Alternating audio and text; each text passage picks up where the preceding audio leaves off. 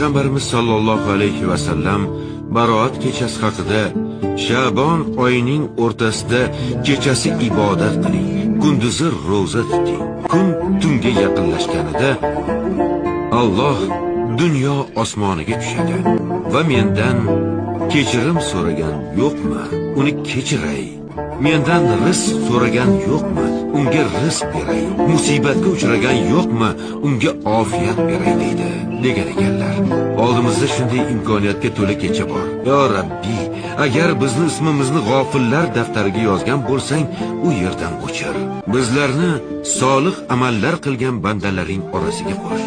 Bizlarni senga oshiq bo'lgan bandalaring daftariga yoz. Ertaga huzur mahsharda barotimizni qo'limizga oladiganlardan qil. Yo Rabbiy, sen Rohimsan, Rahmonsan, G'ofursan, Hakimsan, Azizsan.